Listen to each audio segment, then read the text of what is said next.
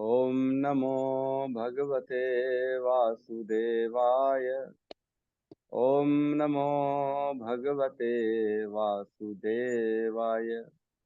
ओम नमो भगवते वासुदेवाय। नारायण नमस्कृत्यं नरं चैव नरोत्तमं देवीं सरस्वतीं व्यासं ततो जयमुदीरये। नष्टप्रायेषु अभद्रेषु नित्यं भागवत सेवया भगवती उत्तम श्लोके भक्तिर्भवती नैष्टिकी। कृष्णाय वासुदेवाय देवकी नंदनाय च नंद गोपकुमाराय गोविंदाय नमो नमः। जय श्री कृष्ण चैतन्य प्रभु नित्यानंद श्री अद्वैत गदाधर श्रीवासादि गौर भक्ता वृंद। हरे कृष्णा कृष्णा कृष्णा हरे हरे, हरे राम राम राम हरे हरे। हरे कृष्णा कृष्णा कृष्णा हरे हरे, हरे राम राम राम हरे हरे। हरे कृष्णा कृष्णा कृष्णा हरे हरे, हरे राम राम राम हरे हरे। हरे कृष्णा। तो सभी भक्तों का स्वागत है प्रातःकालीन श्रीमद् भागवतम की कक्षा में। हरि बोल। आज हमारे बीच में रोहिणी नंदन प्रभु हैं, इनका भी स्वागत है। हरे कृष्ण जी, दंडवत प्रणाम। आत्मा सभी भक्तों को दंडवत प्रणाम। प्रणाम, दंडवत प्रणाम प्रभु, स्वागत है। तो सभी का स्वागत है श्रीमद् भागवतम की कक्षा में। तो हम प्रवेश करते हैं आज के सत्र में। कल हमने जो है श्लोक क्रमांक 6 और 7 लिया, राइट। 6 और 7, जिसमें 6 में 4 कुमारों का वर्णन था और 7 में वराह अवतार का वर्णन था। तो हम जो है अभी भगवान के अवतारों पे चर्चा कर रहे हैं। तो 6 नंबर श्लोक में जो है वो अनुवाद ले लेते हैं। क्या कह रहे थे, कल हमने पढ़ा। सृष्टि के प्रारंभ में सर्वप्रथम ब्रह्मा के 4 अविवाहित पुत्र कुमारगण थे, जिन्होंने ब्रह्मचर्य व्रत का पालन करते हुए परम सत्य के साक्षात्कार हेतु कठोर तपस्या करी। तो जो 4 कुमार थे उन्होंने ब्रह्मचर्य की कठोर तपस्या करी। ऐसी कठोर तपस्या, भयंकर तपस्या जो कोई ना और कर न सके, क्योंकि बहुत मुश्किल होता है। और इन्होंने अपनी तपस्या के बल से अपने शरीर को 5 साल से ऊपर बढ़ाया ही नहीं। बच्चे के बच्चे रहे, जबकि उम्र बहुत ज्यादा थी, लेकिन जो लुक्स था, जो शरीर था, वो बढ़ ना पाया, क्योंकि इन्होंने बहुत बड़ी तपस्या करी थी। और वो चाहते भी नहीं थे कि हम फंसे इन सब चीजों में, मोह माया, इसलिए बच्चे बने रहे। और जो 4 कुमार थे उनके नाम थे सनक, सनातन, सनंदन और सनत। पहला वाला सनक, सनातन, सनंदन और सनत, है ना। पहला वाला सनक और आखिरी वाला सनत, तो कहीं ऐसा कंफ्यूज ना हो जाए। सनक और सनत ये दोनों अलग अलग हैं। और सनातन और सनंदन ये 4 कुमार थे। 4 पुत्र जो है ब्रह्मा जी के उत्पन्न हुए, है ना। फिर सेकंड जो चर्चा हुई वराह देव की। वराह देव के लिए 7वें नंबर श्लोक में कहते हैं, समस्त यज्ञों के परम भोक्ता ने सूकर का अवतार, द्वितीय अवतार स्वीकार किया और पृथ्वी के कल्याण हेतु उसे ब्रह्मांड के रसातल क्षेत्र से ऊपर उठाया। तो हमने चर्चा करी थी, जो नीचे रसातल वाला क्षेत्र होता है वो थोड़ा गंदा होता है, जो पृथ्वी नहीं, ब्रह्मांड के गर्भ में रहता है रसातल। वहां पे जब हिरणाक्ष ने पृथ्वी को उठा के फेंक दिया था, तब भगवान ने सूकर रूप लिया था। सूकर रूप जो है ब्रह्मा जी के नाक से उत्पन्न हुए थे और बहुत धीरे धीरे धीरे धीरे बड़े हो गए। और वो जाके उस गंदगी में घुस के वहां से सूकर रूप जो है भगवान का, वो पृथ्वी को उठा के वापस ऊपर लाता है और अपनी कक्षा में स्थित करता है ना। कक्षा मीन्स जिस ऑर्बिट में पृथ्वी घूम रही है उसमें वापस से उसको स्थापित करते हैं। कौन? वराह देव। तो हमने कल चर्चा करी थी, वराह देव ने हिरण्याक्ष का वध किया और जो है वराह देव ने जैसे स्पर्श किया पृथ्वी का, तो उनका पुत्र जो है नरकासुर उत्पन्न हुआ, और जिसने 16,000 जो है रानियां का किडनैप कर लिया, बोले मैं इन सबसे शादी करूंगा। भगवान का पुत्र असुर हो गया। और हम देखते हैं जब असुर हिरण्याक्ष था, हिरण्यकश्यपु था, उसका पुत्र जो हुआ प्रहलाद महाराज, जो कि बहुत बड़ा भक्त हुआ। तो ऐसी कोई जो है रिलेशनशिप नहीं है कि भगवान या भक्त के घर में अभक्त नहीं उत्पन्न हो सकता या अभक्त के घर में भक्त उत्पन्न नहीं हो सकता, ऐसा कुछ भी नहीं है। बस यह है कि चेतना का जो है स्थान क्या है। जो हिरण्यकश्यपु जब गए थे तपस्या करने ब्रह्मा जी की, तब नारद जी और पर्वत देव, है ना, पर्वत देव, ये दोनों चिड़िया का रूप लेके उस पेड़ में बैठे थे और वो लोग ओम नमो भगवते वासुदेवाय इस श्लोक का वर्णन कर रहे थे। तो इसकी तपस्या जो थी बहुत खतरनाक तरीके से चल रही थी हिरण्यकश्यपु की, और जो कि भंग हो गई। बार बार ये नारद मुनि और पर्वत देव मूल के चिड़िया के रूप में ये बोले जा रहे थे। तो परेशान हो गया हिरण्यकश्यप, बोले हटाओ, आज मैं तपस्या ही नहीं करता हूँ, मैं घर जाता हूँ। तो घर चला गया और उसके दिमाग में चिंतन चल रहा था, ओम नमो भगवते वासुदेवाय, ओम नमो भगवते वासुदेवाय, क्योंकि उसी श्लोक ने उसकी तपस्या को डिस्टर्ब कर दिया था। और जैसे ही वो अपने घर जाता है, अपनी पत्नी के साथ कयादु के साथ संग करता है, तो वो चेतना, क्योंकि ओम नमो भगवते वासुदेवाय वाली थी, इससे जो उनका पुत्र हुआ, जो वीर घर में स्थापित हुआ, उससे महाराज प्रहलाद उत्पन्न हुए, भक्तराज प्रहलाद उत्पन्न हुए, है ना। भक्तराज प्रहलाद जो थे, उन्होंने अपनी माता के गर्भ में नारद मुनि से सारा भागवतम का ज्ञान सुन लिया, और गर्भ में रहते ही रहते वो सबसे बड़े भक्त बन गए। ठीक है, तो इस प्रकार हमने दोनों वराह और जो है 4 कुमार का वर्णन सुना। अब हम 8वें नंबर श्लोक में प्रवेश करते हैं, जिसमें अवतारों की श्रृंखला चालू है, और जो तीसरा अवतार की चर्चा चलेगी वो है नारद मुनि की। ठीक है, पहला 4 कुमार, दूसरा वराह, और अब जो है नारद जी की चर्चा चल रही है। तो श्लोक नंबर 8 को हम लेंगे, साथ में दोहराएंगे। तृतीयं ऋषि सर्गम वै, नित्यं ऋषिसर्गं वै, देव ऋषि त्वम् उपेत्य सः, देवऋषि त्वम् उपेत्य सः, वीडियो गायब। तंत्रं सात्वतम् आचष्टः, तन्त्रं सात्वम् आचष्टः, नैष्कर्म्यं कर्मणां यतः, नैष्कर्म्यं कर्मणां यतः। बीट करेंगे। ऋषि सर्गम वै, तृतीयं ऋषि सर्गम वै, तृतीयं ऋषि सर्गम वै, देवर्षि त्वम् उपेत्य सः, देवर्षि त्वम् उपेत्य सः, तंत्रं सात्वतम् आचष्ट, तन्त्रं सात्वतम् आचष्ट, नैष्कर्म्यं कर्मणां यतः, नैष्कर्म्यं कर्मणां यतः, तृतीयं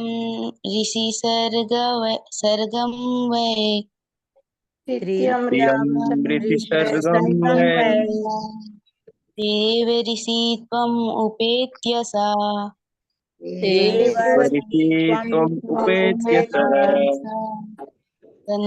तन्त्रं सात्वम् आचष्ट, तन्त्रं तंत्रं सात्वतम् सात्वतम् आचष्ट, आचष्ट, नैष्कर्मण्यं कर्मणां यतः, नैष्कर्म्यं कर्मणां यतः। अनुवाद। ऋषियों के सर्ग में श्री भगवान ने देव ऋषि श्री नारद मुनि के रूप में, जो देवताओं में महर्षि हैं, तीसरा शक्त्यावेश अवतार ग्रहण किया। उन्होंने उन वेदों का भाष्य संकलित किया जिनमें भक्ति मिलती है और जो निष्काम कर्म की प्रेरणा प्रदान है।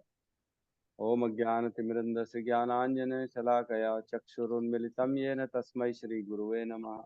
श्रीचैतन्यमनोभीष्टं स्थापितं येन भूतले स्वयं रूपः कदा मह्यं ददाति स्वपदान्तिकं।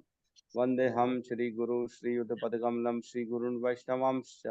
श्रीरूपं सागरजातं सहगण रघुनाथान्वितं तं सजीवं साद्वैतं सावधूतं परिजनसहितं कृष्ण चैतन्य देवम् श्री राधा कृष्ण पादान सहगण ललिता श्री विशाखान्वितांश्च।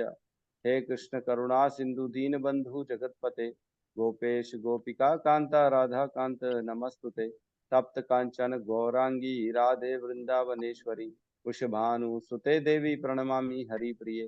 वांछा कल्पतरुभ्यश्च कृपा सिन्धुभ्य एव च पतितानां पावनेभ्यो वैष्णवेभ्यो नमो नमः। नमो विष्णुपादाय कृष्णपृष्ठाय भूतले श्रीमते भक्तिवेदांत स्वामीति नामिने नमस्ते सरस्वते देवे गौरवाणी प्रचारिणे निर्विशेष शून्यवादी पाश्चात्य देशतारिणे। जय श्री कृष्ण चैतन्य प्रभु नित्यानंद श्री अद्वैत गदाधर श्रीवासादि गौर भक्ता वृंद। हरे कृष्णा कृष्णा कृष्णा हरे हरे, हरे राम राम राम हरे हरे। हरे कृष्णा। तो हम अवतारों की जो है चर्चा चल रही है, शक्त्यावेश अवतारों की, है ना। विभिन्न भगवान की हमने चर्चा करी थी। शक्ति आवेश अवतार और विभूतियां, इनमें क्या अंतर है, याद है किसी को? कौन बताना चाहेगा? श्लोक नंबर 5 में हमने पढ़ा था भगवान की शक्त्यावेश, विभिन्न अवतार जो है, युग अवतार होते हैं, भगवान के लीला अवतार होते हैं, भगवान के गुण अवतार होते हैं, भगवान के शक्त्यावेश अवतार होते हैं। और शक्त्यावेश अवतार और विभूतियां, इनमें अंतर है। तो क्या अंतर है, याद है किसी को? कि खाली अटेंडेंस लगा के चले जाते हैं सबके सब? आए हैं सर, यस, क्लास में है हम, बाकी सुन नहीं रहे, कुछ समझ नहीं रहे। कमलकांत प्रभु आप बताएंगे, आप तो थे, मेरे को याद है उस दिन क्लास में। या विष्णु माला माता जी, आप बताइए क्या अंतर है दोनों में, विभूतियां और शक्ति आवेश अवतार में?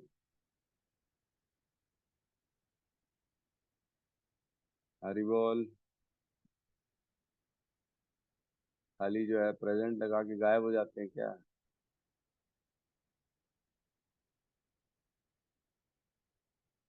आनंदायनी माता जी आप बता पाएंगी? हरे कृष्णा प्रभु जी। अरे भगवान कृष्णा। भगवान से जो शक्ति के रूप में जो अवतार होते हैं उसे सत्यावेश अवतार कहा जाता है। और भगवान से कुछ अप्रत्यक्ष रूप से जो शक्तियां प्राप्त होती हैं उसे विभूतियां कहा जाता है।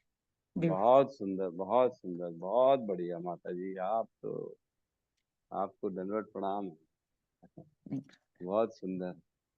तो भगवान के शक्ति आवेश अवतार में भगवान की शक्तियों का डायरेक्ट संचार होता है। डायरेक्ट भगवान डायरेक्ट अपनी शक्ति का कुछ हिस्सा उसमें भेज देते हैं और एक प्रॉपर कार्य के लिए शक्ति आवेश अवतार आता है और वो कार्य करके वापस चले जाता है।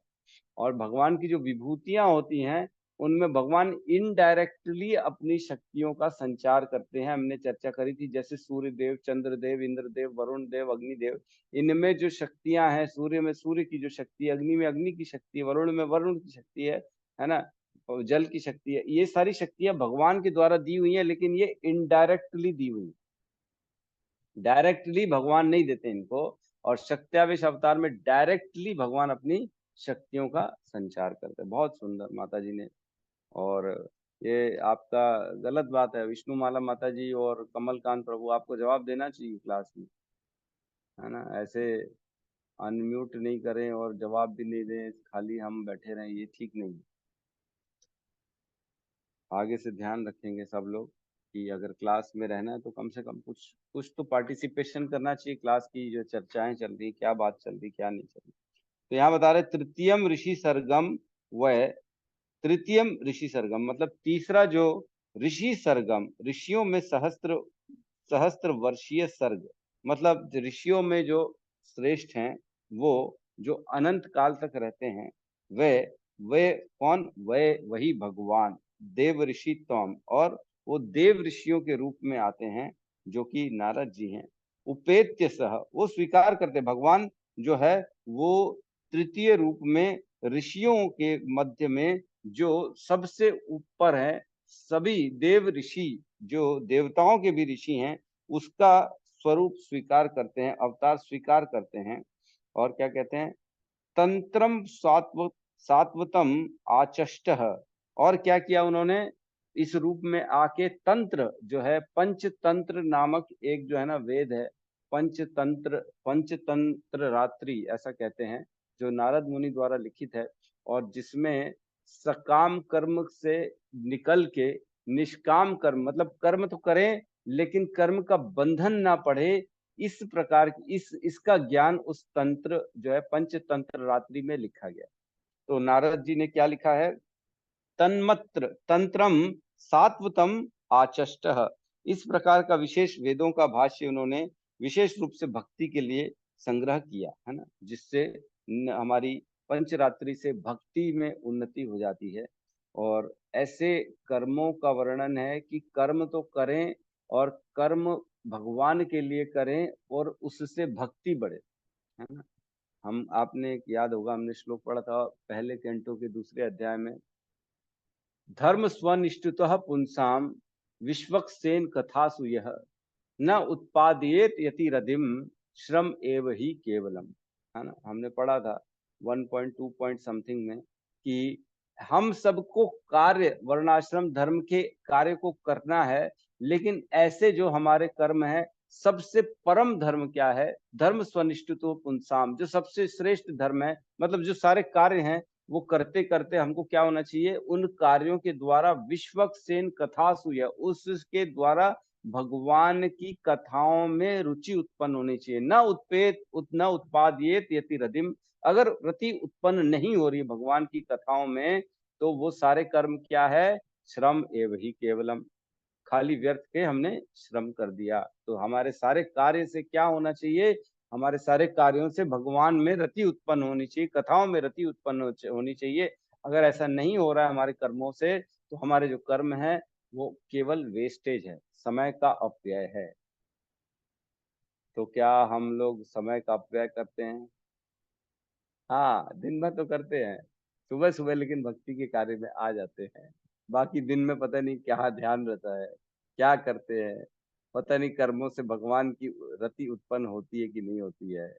तो ये ध्यान देना चाहिए, दिन भर के कार्यों में जो भी करें, जो भी अपना व्यवसाय करें, नौकरी करें, अपना बच्चों का घर का पालन करें, या अपने लिए अपने शरीर का ही क्यों ना ध्यान करें, तो हमें जो है लेकिन भगवान के ऐसे ऐसे कार्यों से सबसे भगवान में रति उत्पन्न होनी चाहिए, है ना। ठीक है, तो इसमें कहते हैं और आगे, आचष्ट ऐसा संग्राम किया, और निष्कर्म्यम कर्मणाम यतः, जिससे निष्कर्म जो है निष्काम कर्म का ज्ञान प्राप्त होता है। ऐसे पंचरात्रि जो होते हैं, नारद पंचरात्रि जो है, उससे निष्काम कर्म का ज्ञान प्राप्त होता है। तो एक होता है नैष्कर्म्यम, या नैष्कर्म्यम मतलब कर्म तो हमने कर दिया है, लेकिन कर्म का बंधन ना पड़े, ऐसा उसमें कुछ उपाय डाल देना। ठीक है, जैसे हम माता जी लोग जो है वो डाल देती ना गोली, जो है चूहा मारने की गोली चावल में, इसमें उसमें, ताकि वो प्रॉब्लम ना रहे। क्या डालते हैं आनंददायिनी माता जी आप लोग चावल में और बचाने के लिए?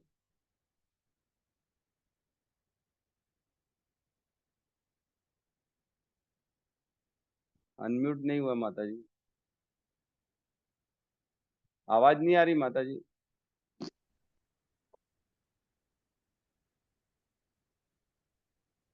नहीं हो रहा है, कोई और ही बता दो। हरे सुमित्रा माता कृष्णा जी आप ही। हाँ, हरे कृष्णा माता जी, बताइए आप। प्रभु जी, वो एक इंजेक्शन आता है वो डालते हैं, पादर वैसे टिक्की नीम का लिखा है पत्ता भी किसी, डाल देते हैं। नीम का पत्ता भी डाल देते हैं। और नीम क्या का डालते हैं? पत्ता, पादत का टिक्की आता है मेडिकल में, उसको डालते हैं। हाँ, वो टिक्की आता है, सफेद सफेद छोटा छोटा गोली, है ना, वो डाल देते हैं, नीम का पत्ता डाल देते हैं, ताकि क्या रहे, चावल में कीड़े ना लगे और किसी भी तरह का जो है प्रॉब्लम ना हो। मतलब कार्य तो कर रहे हैं, लेकिन उस कार्य को बचा भी रहे हैं। हम चावल को स्टोर तो कर रहे हैं, लेकिन हम उस चावल को कीड़ों से बचा रहे हैं, मतलब एक तरह का डिसइंफेक्शन कर रहे हैं। वैसी कर्म तो करना है हमारे को, लेकिन कर्म के बंधन से बचते बचते कर्म करना है ना। ये जो है ना दिमाग का काम है, ऐसा नहीं है कि जो है कुछ भी बोल दिया कुछ भी कर दिया, ऐसा नहीं। तो उसी का है ये नारद पंचरात्रि जो है, ये धर्म ग्रंथ लिखा है नारद जी ने। ठीक है, तो कर्म करो बट कर्म का बंधन ना पड़े जिसमें, ऐसा जो है नारद जी। तो नारद जी बहुत ही श्रेष्ठ भक्तों में सबसे बड़े हैं। और नारद जी को जो है श्राप मिला था, आप लोगों को मालूम है कि नहीं? नारद जी को श्राप दिया गया था दक्ष प्रजापति के द्वारा कि आप एक स्थान में ज्यादा देर रह नहीं सकते हो। तो जब श्राप मिला तब नारद जी प्रसन्न हो गए। ऐसा नहीं है कि उन्होंने क्रोध व्यक्त किया, ऐसा नहीं कि उन्होंने जो है ना, और ये क्या कर दिया बॉस, तुमने तो गलत कर दिया मेरे साथ, ऐसा थोड़ी होता है। अपन तो वो दोनों जो है भाई भाई हैं, आप भी ब्रह्मा से उत्पन्न हुए, मैं भी ब्रह्मा से उत्पन्न हुआ, ऐसा थोड़ी करना चाहिए आपको। ऐसा कुछ नहीं बोला उन्होंने। उन्होंने सहर्ष स्वीकार किया। उन्होंने ये बोला कि इसमें भी जो है भगवान की कुछ लीला है जो आप मुझे ये श्राप दे रहे हैं, और मैं बड़ा अति प्रसन्न हूं। और नारद जी ने भगवान से प्रार्थना करी कि हे प्रभु, मुझे शक्ति दो, मुझे आशीर्वाद दो, ताकि मैं आपके कीर्ति का गायन सभी ब्रह्मांडों में, अनंत कोटि ब्रह्मांडों में कर सकूं। तो श्राप क्यों दिया पर जी? तो रोहिणी नंदन प्रभु पूछ रहे श्राप क्यों दिया? तो श्राप दिया इसलिए क्योंकि जो है देखो, दक्ष प्रजापति ने 10,000 पुत्र उत्पन्न किए, है ना। 10,000 पुत्र उत्पन्न किए और उनको भेज दिया पूरी पृथ्वी में, जाओ अलग अलग जगह जाओ और विस्तार करो, अपना प्रजाति को बढ़ाओ, अपने मनुष्य योनियों को बढ़ाओ, क्योंकि सृष्टि का भार था ना इनके ऊपर, सृष्टि बढ़ानी थी। तो 10,000 पुत्रों को भेजा। तो जब 10,000 पुत्रों को भेजा तब नारद जी रास्ते में मिले 10,000 पुत्रों से। तो नारद जी कौन हुए? उनके चाचा हुए, है ना, क्योंकि दोनों ब्रह्मा जी से उत्पन्न हुए, नारद जी भी और दक्ष प्रजापति। तो दोनों जब ब्रह्मा जी से उत्पन्न हुए तो नारद जी उनके चाचा हुए। तो भतीजों से मिले, भतीजों से चर्चा करी कि क्या कर रहे हो तुम लोग, क्या प्लान है तुम्हारा? तो बोले पता नहीं, पिताजी ने बोला है निकलो, शादी वादी करो, बच्चे उत्पन्न करो, सृष्टि को बढ़ाना है। तो बोले तुमको, फिर उन्होंने, नारद जी ने उनको ज्ञान दिया कि तुम्हारे को जो है ना ऐसा करना चाहिए, ये सब मतलब ओवरऑल भक्ति की ज्ञान दिया और सभी को ब्रह्मचारी बना दिया। ब्रह्मचारी बना दिया। फिर 2,000 पुत्र उत्पन्न किए दक्ष प्रजापति ने, उनको भेजा कि अरे जाओ सृष्टि का विस्तार करो, शादी वादी करो, बच्चे पैदा करो और बढ़ाओ मानव समाज को। तो जब 2,000 बच्चे निकले तब ब्रह्मा जी, फिर नारद जी रास्ते में मिले और नारद जी ने उनको भी जो है बोला तुमको क्या करना चाहिए, अपने बड़े भाइयों का फॉलो करना चाहिए, जो तुम्हारे बड़े भाई करें वो करो। तो वो भी ब्रह्मचारी बन गए। तो दक्ष प्रजापति को गुस्सा आ गया। दक्ष प्रजापति ने ब्रह्मा जी को बोला तुम एक जगह रह ही नहीं सकते हो, तुमको इधर उधर जाना पड़ेगा, तुम लायक नहीं हो एक जगह रुकने के। तब उन्होंने उनको श्राप दिया। तब ब्रह्मा जी का अपना दक्ष प्रजापति का श्राप स्वीकार किया और नारद जी चारों लोकों में फिर भ्रमण करना चालू किए, एक जगह कहीं पे भी नहीं रुकते। तो इस प्रकार जो है ना नारद जी, और नारद का मतलब होता है नारद, उनकी बात को कोई रद्द नहीं कर सकता, जो वो बोलते हैं वो हो ही जाता है। और वो ऐसी चीज बोलते हैं जिससे भगवान में रति उत्पन्न हो जाए। तो नारद जी के अनेक अनेक श्रेष्ठ भक्त उत्पन्न हुए। नारद जी के शिष्य जितने भी थे वो सब बड़े बड़े भक्त बन गए। जैसे हम जानते प्रहलाद महाराज, जिनको गर्भ में ही नारद जी ने सारा ज्ञान दे दिया। ध्रुव महाराज, जो ज्ञान योग में जो जो रजोगुण में थे, जो अपना जो है क्या कहते हैं, अपने पिता से भी बड़ा राज्य प्राप्त करना चाहते थे, उनको जो है ज्ञान दिया, उनको भक्ति दी और उनको समझाया भक्ति करने के लिए, ध्रुव महाराज। और एक वे मृगारी, हम जानते हैं मृगारी, मृगारी जो थे वो सबको तड़पा के मारते थे, हल्का सा काट देते थे, तड़प तड़प के जब पशु मरता था तब उसको ले जाते थे और पका के खाना बनवाते थे घर में। मृगारी, उसका नाम ही मृग आरी, जो अपनी आरी से मृगों को काटता था, एकदम मृग आरी, और तड़पा तड़पा के मारता था। तब नारद जी आए और उनको बोला तुम ऐसे क्यों करते हो, तड़पा तड़पा के क्यों मारते हो, या तो एक बार में मार दो, कम से कम तकलीफ तो मत दो उनको, इतना दुख इतना परेशानी देते हो तुम इनको। तो नारद जी की बात फॉलो करके मृगारी ने नारद जी की कहे कहे अनुसार पशुओं को मारना छोड़ दिया और पूर्ण रूप से जो है वो भक्ति में लग गए। तो बोले, मैं पहले उनको संशय था कि मेरे को खाना कौन देगा, अगर मैं मारूंगा नहीं तो मैं अपना पेट परिवार का कैसे पालूंगा। तो नारद जी ने गारंटी दी थी कि तुम ये सब छोड़ दो, भक्ति में लग जाओ, तो तुम्हारे खाने की जिम्मेदारी जो है भगवान की है, वो पूरी कर दे। तो गुरु की बात स्वीकार करके मृगारी ने सब छोड़ दिया और पहले से ज्यादा उसके पास खाना अन्न आने लगा, क्योंकि लोगों को पता पड़ा, अरे बाप रे, इतना भयंकर आदमी भक्त बन गया है, एकदम वैरागी बन गया है, वो खाली दिन रात भगवान का नाम जप करता रहता है, तो जाओ चलो उसको थोड़ा सा भोजन दे के आते हैं। तो इस प्रकार मृगारी बने उनके जो है। और किसी को याद है कौन बना नारद जी का भक्त, जिसका नाम कीर्ति चारों ओर फैली हुई है? बताइए, सब पढ़ते रहते हैं, जल्दी समय नहीं है। यस, श्री रघुनाथ दास जी, कहिए कहिए प्रभु। हरे कृष्णा प्रभु जी, दंडवत प्रणाम। दंडवत प्रणाम।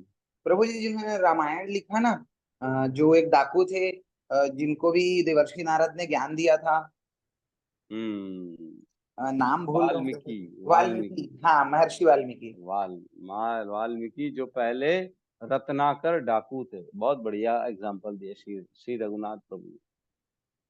आप तो खुद ही श्री रघुनाथ हो जी, आपको तो सब मालूम है। ठीक है। श्री राम और प्रभु कौन है? प्रभु जी। हाँ, श्री राम प्रभु। जी प्रभु जी। ध्रुव ध्रुव ध्रुव महाराज प्रभु जी। ध्रुव का तो नाम मैंने ले लिया, ध्रुव जी का, ध्रुव महाराज और प्रहलाद महाराज, मृगारी और रत्नाकर डाकू, जो कि बाद में महर्षि वाल्मीकि बन गए। ये चार का नाम आ चुका। और किसी को कुछ याद है कौन है? और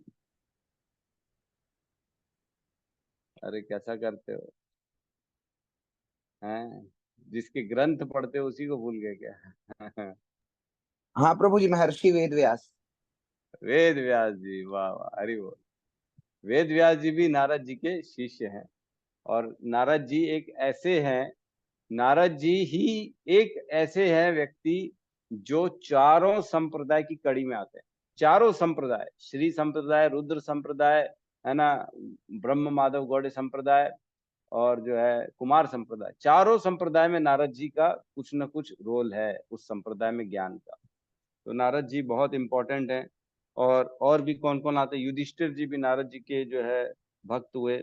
और प्राचीन परिषद जो है, प्राचीन परिषद का हम आगे चल के वर्णन करेंगे श्रीमद् भागवतम में, वो भी नारद जी के भक्त हुए। राजा चित्रकेतु, वो भी नारद जी के भक्त हुए, जो बाद में वृत्तासुर के नाम से जो है जाने जाते हैं।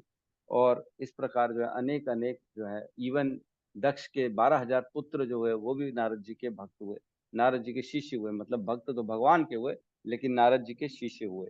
इस प्रकार जो है नारद जी अपनी व्याख्या करते हैं।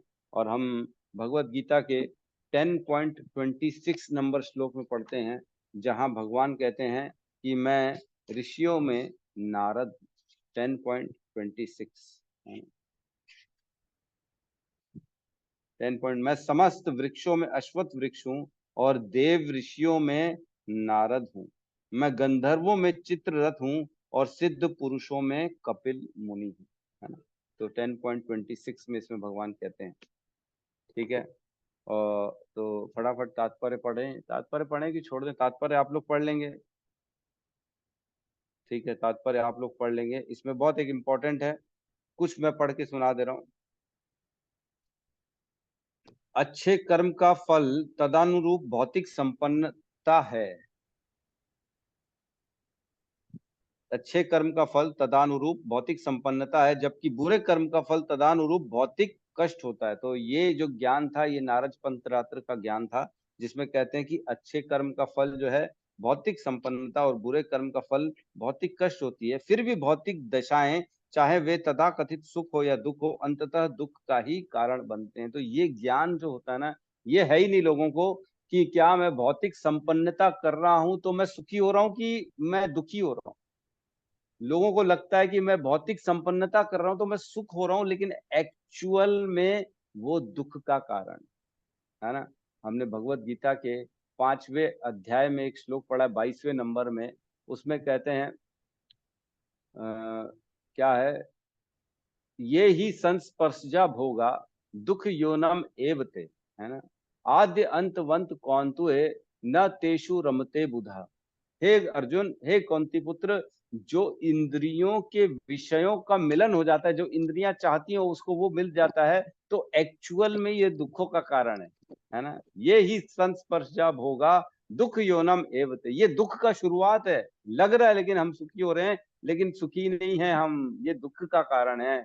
क्योंकि जिस दिन वो आपसे छूटेगा उससे ज्यादा आपका विलाप हो जाएगा, हम सब दुखी हो जाएंगे। प्राप्त करने से कोई बहुत ज्यादा हर्ष नहीं होता, लेकिन दुख जाने से बहुत तकलीफ होती है। इसलिए क्या कहते हैं, आद्य अंतवंत कौंते, इसका शुरुआत है और इसका अंत भी है। कौंते पुत्र न तेषु रमते बुधा, जो बुद्धिमान व्यक्ति है, जो समझदार व्यक्ति है, वो इसमें रमण नहीं करता, इंद्रिय तृप्ति में प्रवेश ही नहीं करता, क्योंकि उसको मालूम है कि ये दुखों का कारण। बहुत मतलब एक एक लाइन पढ़ के ना ऐसा लगता है कि कितनी गहरी बातें लिख दी हैं प्रभुपाद ने, भगवान कृष्ण की भगवत गीता ने। मतलब लिटरली हमारी बुद्धि तो वहां तक पहुंच ही नहीं सकती। हम तो पहले ये तक नहीं जानते थे कि नॉनवेज खाना क्या गलत है, कितना बड़ा पाप है, हम ये भी नहीं जानते थे। हम तो सोचते थे सब खाते, हम भी खाओ। मच्छर काट रहे तो मच्छर को मार दो, पता ही नहीं पड़ता था। हम सोचते खून चूस रहा है, हमारा दुश्मन है, दुश्मन को रहने कैसे देंगे जिंदा, सर्वनाश कर दो। वो हमारे बीच में मन मीनाक्षी माता आती थी, वो बोलती थी, क्या बोलती थी, मैं तो साफ कर देती हूँ सबको साफ कर देती हूँ निपटा देती हूँ, निपटा देती हूँ प्रभु। हाँ निपटा देती हूँ, बोलती मैं सबको निपटा देती हूँ। अरे बाप रे अरे गजब हो गया भाई। और वो भक्ति में आ चुकी है, वो माला करती है तो भी बोलती है मैं सबको निपटा देती हूँ। ज्ञान नहीं था, अज्ञान होने के कारण ऐसा कर देता है व्यक्ति। हम भी अज्ञान थे, किसी के द्वारा ज्ञान मिला तब हम इस समझ पाए। तो सोचो, इतनी गहरी गहरी बातें हैं जो हम बचपन से करते आ रहे हैं, लेकिन हमको यही नहीं मालूम है कि ये सही है कि गलत है। आज ज्ञान प्राप्त करने के बाद हमको दिशा मिलती है कि नहीं नहीं नहीं नहीं, ये गलत है, इससे दूर रहना चाहिए। कितनी बड़ी बात है। सोचो, पूरा जीवन लगा दिया और ज्ञान ही नहीं मिला। अभी तो फिर भी भगवान की कृपा से 40 50 60 साल में हमको ज्ञान आ गया। सोचो मृत्यु तक नहीं आता तो क्या हशर होता हमारा। जीवन मिला, मनुष्य जीवन, भगवान की प्राप्ति के लिए, और मनुष्य जीवन पूरा का पूरा निकाल दिया इंद्रिय तृप्ति के लिए। सोचो कितनी बड़ी गलती, कितनी महान, सबसे बड़ा महान नुकसान कर देते अगर ज्ञान नहीं मिलता। और गुरुओं के माध्यम से भगवान का नाम प्राप्त हो गया है।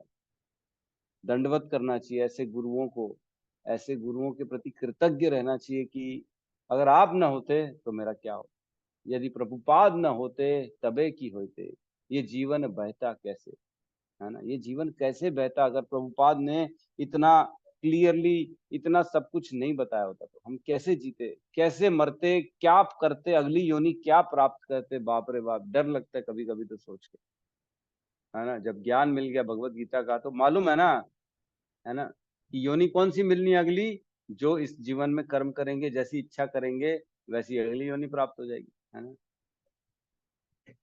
भगवान कहते हैं ना, सर्व योनिषु कौंतुए मूर्तया संभवंतिया तासाम ब्रह्म महद योनि अहम बीज प्रतापता। अरे ये कौन सा श्लोक बोल दिया, नहीं नहीं ये नहीं।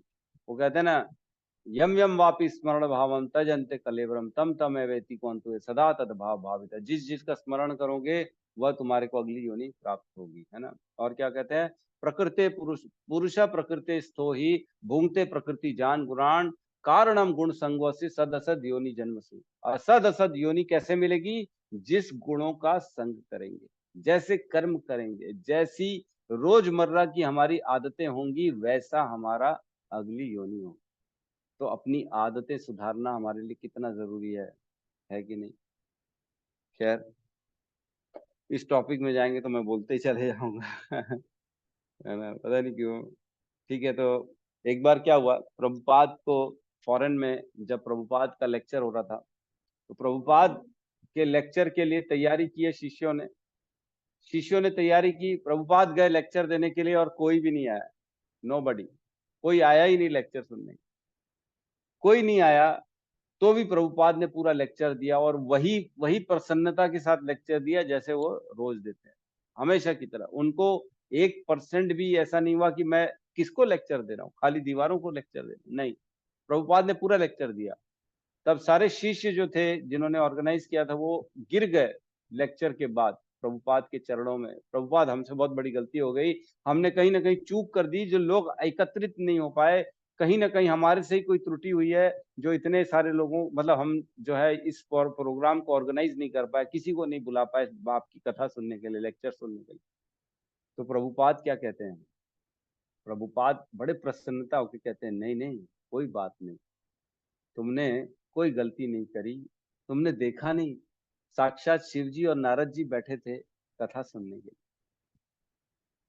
मतलब हम ऐसे गुरु के सानिध्य में हैं जिनकी कथा स्वयं शिव जी और नारद जी सुनने आते। सोचो ये बात, ये है हमारा इस्कॉन, ये है श्रील प्रभुपाद की शक्ति। मतलब कभी भी किसी भी परिस्थिति में हमको ये सोचना नहीं चाहिए कि मैं गलत जगह जुड़ गया, या कहीं और सोचना भी नहीं चाहिए कि मैं दूसरी जगह जाऊं, मैं उन गुरुजी की सुन लूं, मैं इन गुरुजी की भी सुन लूं, मैं तो इस्कॉन थोड़ा सा जो है ना लोभी लोग हैं, इस्कॉन में खाली पैसा चलता है, इस्कॉन में ये होता है वो होता है। अरे हर घर में बर्तन होते हैं, हर घर में आवाजें होती हैं।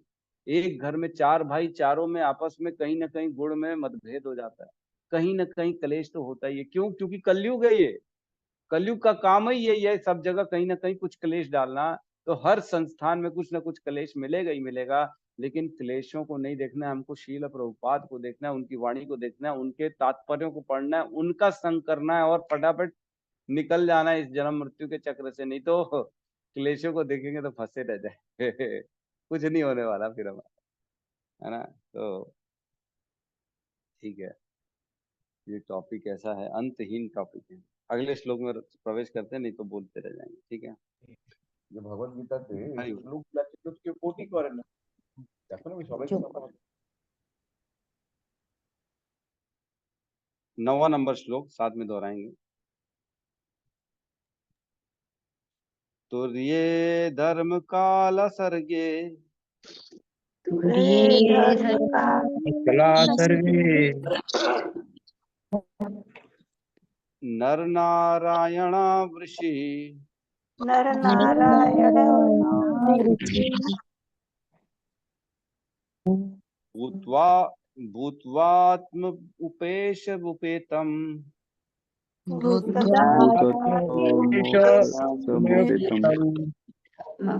अकरोत दुष्रम तपः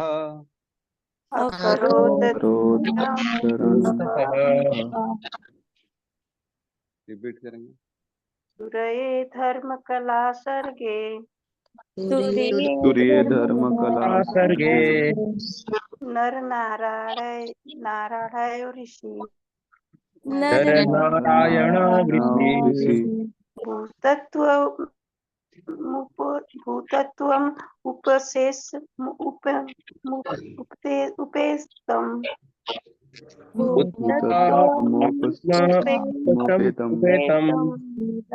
अकारोत दुश्चरण तपः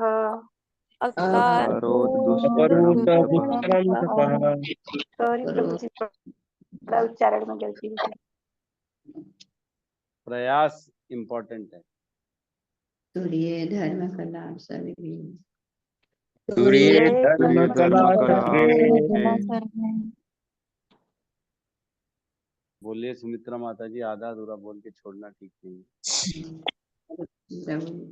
तुर्ये धर्म कला सर्गे धर्म कला सर्गे नर नारायण वृषि नर नारायण वृषि भूत्वात्मोपशमोपेत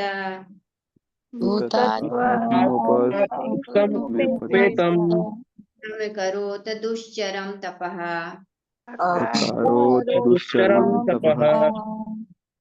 अनुवाद। चौथे अवतार में श्री भगवान राजा धर्म की पत्नी के जुड़वा पुत्र नर तथा नारायण बने। फिर उन्होंने इंद्र को वश में करने हेतु कठिन तथा अनुकरणीय तपस्या की। तो अब जो है चौथा फोर्थ अवतार, शक्त्यावेश अवतार कौन हुए? नर नारायण।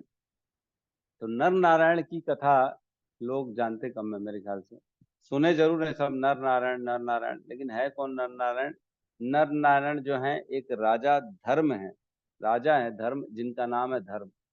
उनकी पत्नी के जुड़वा पुत्र हुए नर और नारायण, जिनकी कथा 11वें कैंटो में आती है और जिनका वर्णन 5वें कैंटो में आता है। ये दोनों कैंटो में चर्चा होती है इनकी, हम आगे चर्चा करेंगे उन श्लोकों को। तो ये जो दोनों जुड़वा पुत्र थे नर और नारायण, एक थे नर और एक थे नारायण, और इन्होंने क्या किया, इन्होंने बद्री का आश्रम में जाके तपस्या करी। आज भी बद्रीनाथ है, बद्रीनाथ जो धाम है वहां पे नर नारायण की जो है आज भी विग्रह है और वहां पे उनकी आज भी पूजा होती है ना। हम जा चुके हैं, मैं और अखिल आत्म प्रभु दोनों गए थे बद्रीनाथ, केदारनाथ, गंगोत्री, यमुनोत्री, तो वहाँ हमने देख के आए हैं नर नारायण की वहाँ पे विग्रह है, मंदिर है और वहाँ पे आज भी पूजा होती है नर नारायण की। तो नर नारायण कौन है? ये भगवान के ही चौथे शक्त्यावेश अवतार है। और इन्होंने क्या किया था, इन्होंने घोर तपस्या, घोर नहीं, इनकी तपस्या एक्चुअल में घोर नहीं थी, इनकी तपस्या बड़ी मृदु थी, सॉफ्ट तपस्या की, लेकिन तपस्या करी उन्होंने। घोर तपस्या तो जैसे खतरनाक लोग, जैसे हिरण्यकश्यपु जो है ना, इस टाइप के लोग है ना, सौरभी मुनि, इस टाइप के लोग जो है घोर तपस्या करते हैं। लेकिन इनकी तपस्या घोर नहीं थी, इनकी बड़ी सॉफ्ट तपस्या थी, लेकिन तपस्या करी। तो कैंटो 11 में एक कथा आती है, बहुत सुंदर कथा आती है, मैं आपको सुनाता हूँ, बड़ा आश्चर्य होगा। 11.4 है ना, 11.4 में 6 नंबर श्लोक से लेके 16 नंबर श्लोक तक ये कथा आती है। तो हम इस कथा पे चर्चा करते हैं। बहुत आनंददायिनी कथा, मतलब आनंददायिनी तो माता जी बैठी हुई है, लेकिन कथा भी जो है आनंद देने वाली है। ठीक है, तो पहले मैं पढ़ के सुना रहा हूँ अनुवाद। परम शांत तथा ऋषियों में श्रेष्ठ नर नारायण ऋषि का जन्म धर्म तथा उनकी पत्नी दक्ष पुत्री मूर्ति के रूप में हुआ था। नर नारायण ऋषि ने भगवत शक्ति की शिक्षा दी, जिससे भौतिक कर्म का अंत हो जाता है, और उन्होंने स्वयं इस ज्ञान का पूरी तरह से अभ्यास किया। वे आज भी जीवित हैं। क्या लिखा है? कैंटो 11 अध्याय 4 श्लोक नंबर 6 में लिखा है श्रील प्रभुपाद ने, वे आज भी जीवित हैं और उनके चरण कमलों की सेवा बड़े बड़े संत पुरुष द्वारा की जाती है ना। आगे कहते हैं 7वें नंबर श्लोक में, यह सोचकर कि नर नारायण ऋषि अपने कठिन तपस्या से अत्यंत शक्तिशाली बनकर उनके स्वर्ग का राज्य छीन लेंगे। ये कौन सोच रहा है? ये राजा इंद्र सोच रहे हैं, है ना। तो राजा इंद्र भयभीत हो उठे।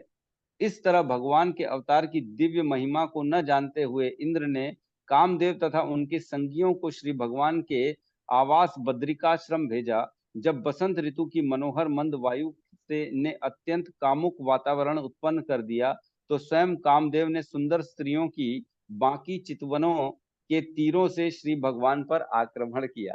तो क्या हो रहा है, इंद्र को टेंशन हो गई कि ये नर नारायण, वो तो आप मनुष्य के रूप में आए थे ना, तो इंद्र को टेंशन हो गई, अरे बाप रे तपस्या कर रहे हैं, मेरा राज्य न छीन ले। इंद्र वैसी जो है हर जगह बेचारा मात खाता रहता है।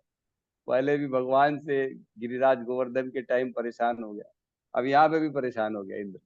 तो इंद्र क्या सोचा, ये तपस्या कर रहे हैं, परेशान कर देंगे, तो क्या किया इंद्र ने, कामदेव को भेजा, अनेक अनेक अप्सराओं को भेजा, है ना। और क्या किया, जो वायुदेव है, वायुदेव को बोला बढ़िया सुंदर सुंदर वायु चलाओ, एकदम मंद मंद, एकदम जिससे काम उत्पन्न हो। फिर क्या हुआ, 8वें नंबर श्लोक में बताते हैं, इंद्र द्वारा किए गए अपराध को समझते हुए आदि भगवान गर्वित नहीं हुए, अपितु कामदेव तथा कप कपा रहे उनके साथियों से वे हंसते हुए इस प्रकार बोले, हे शक्तिशाली मदन, हे वायुदेव तथा देवताओं की पत्नियों, डरो नहीं, कृपया मेरे द्वारा दी जाने वाली भेंटें स्वीकार करो और अपनी उपस्थिति से मेरे आश्रम को पवित्र बनाओ। तो ऐसा नहीं कि भगवान जो है इससे क्रोधित हो गए, भगवान हंसते हंसते उनको बोले, भाई ठीक है तुमने गलती कर दी है। तो नर नारायण के रूप में भगवान ने जो है उनको, कोई बात नहीं, बोले मैं अब तुमको भेंट देता हूँ, तुम मेरी भेंट स्वीकार करो, तुम आए हो तो पवित्र हो गए हो और ये स्थान अब और अच्छा हो गया तुम्हारे आने से, अब मैं जो भेंट दे रहा हूँ उसको स्वीकार करो। ठीक है, आगे कहते हैं, राजा निमि जब नर नारायण ऋषि ने देवताओं को के भय को दूर करते हुए इस प्रकार कहा तो उन्होंने लज्जा से अपने सिर झुका लिया और श्री भगवान से दया की भीख मांगते हुए इस प्रकार बोले, हे प्रभु, आप सदैव दिव्य हैं, मोह की पहुंच से परे हैं, अतः आप नित्य अविकारी हैं।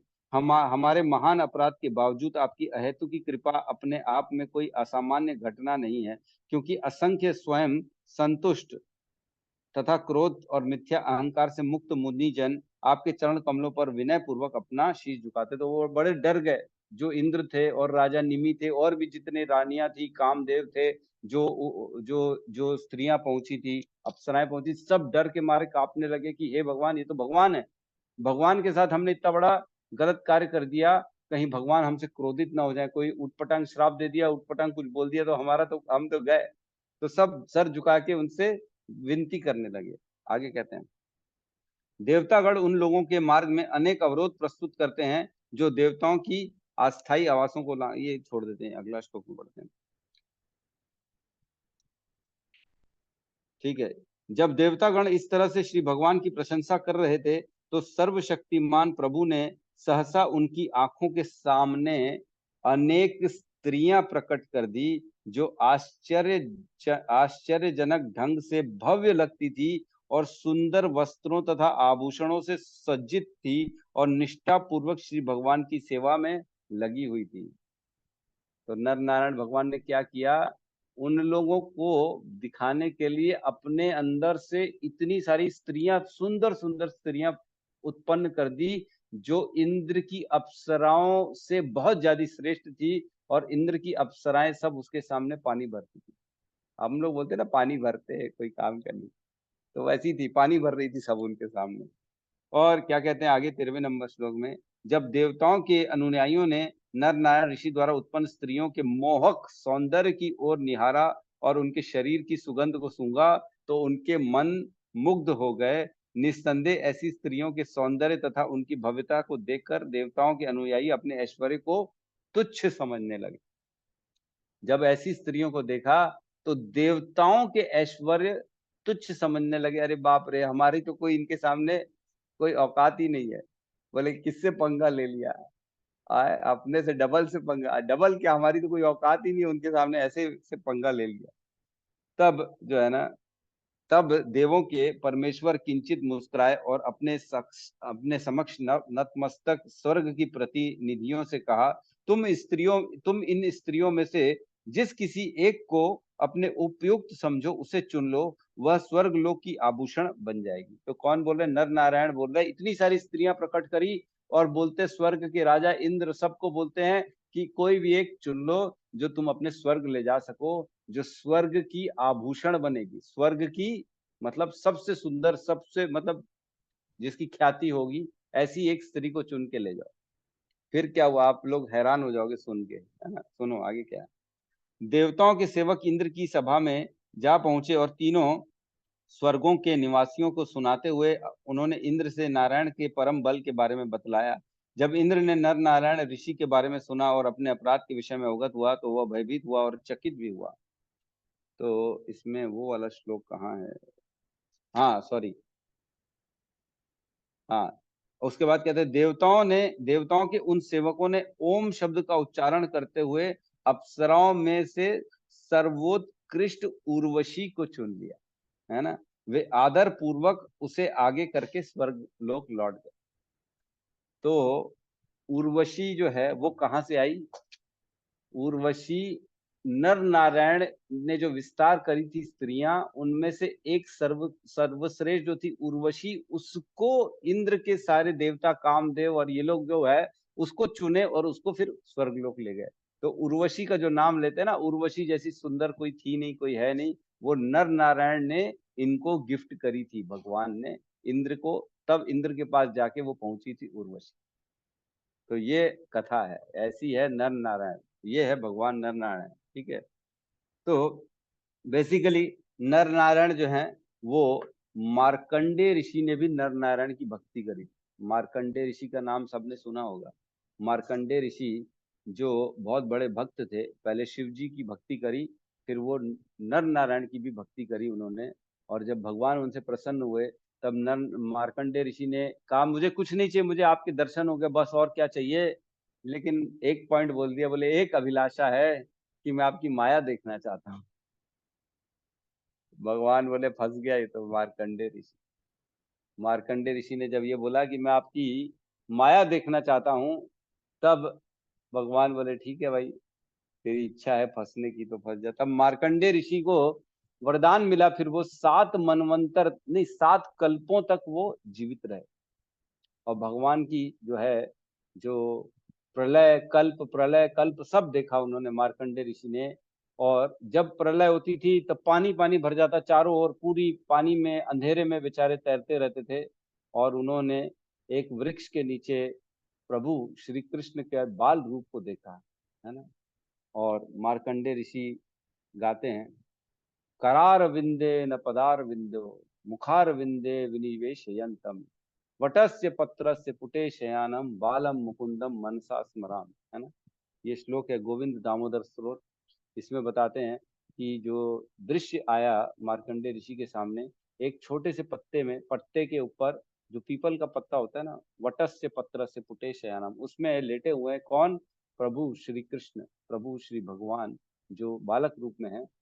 और जब रात को प्रलय हो रही, पूरी चारों ओर ये तैर रहे पानी में, तब देखते पेड़ के नीचे एक छोटा सा बाल शिशु लेटा हुआ है। तो देख के आश्चर्य हो जाता है मार्कंडे ऋषि को कि पूरी जब प्रलय हो गई तो ये कैसे बच्चा इधर पे पेड़ के नीचे लेटा हुआ है। और देखते हैं कि जैसे ही बच्चे ने सांस ली, सारा पानी जो प्रलय का था उस सांस के द्वारा उनके शरीर में चला गया। और नारद मुनि बोलो, मार्कंडे ऋषि भी उस पानी के साथ वापस उनके उदर में चले गए, उस बच्चे के उदर में जो कि भगवान थे। और जैसे बच्चे के उदर में गए तो फिर देखा पानी पानी चारों ओर, तैरते रहे। फिर देखे वृक्ष, वृक्ष के नीचे एक पत्ता है, फिर उसी पत्ते के नीचे एक बच्चा है, वही बच्चा दोबारा बैठा हुआ है।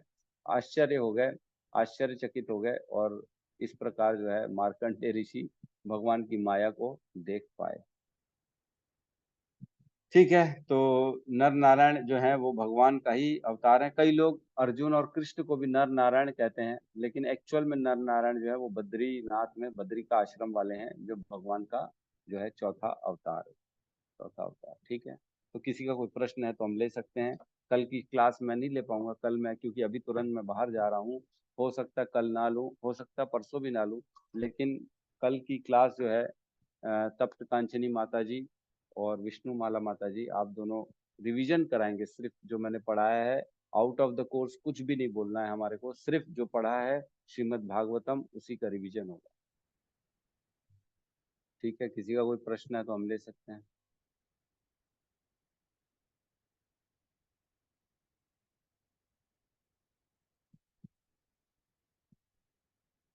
नो प्रश्न एट ऑल। ठीक है, तो बहुत बहुत धन्यवाद सभी का। और हम क्लास को क्लोज करते सब मिल के हरे कृष्ण महामंत्र का जाप कर लेते। हरे कृष्णा हरे कृष्णा हरे कृष्णा हरे कृष्णा राम कृष्णा हरे कृष्णा राम हरे राम हरे राम राम हरे हरे हरे। राम राम राम हरे हरे। सभी भक्त वृंद सभी की भक्त वृंद जय। की जय। जगत गुरु जगत गुरु श्री की रघुपाद की निताई गौर जय। प्रेमानंदे। हरि हरि हरि गौर बोल। हरि हरि प्रेमानंदे बोल। हो। हरि हरि हरि हरि बोल। बोल। हरि हरि। हरि हरि। माता जी को बोलो।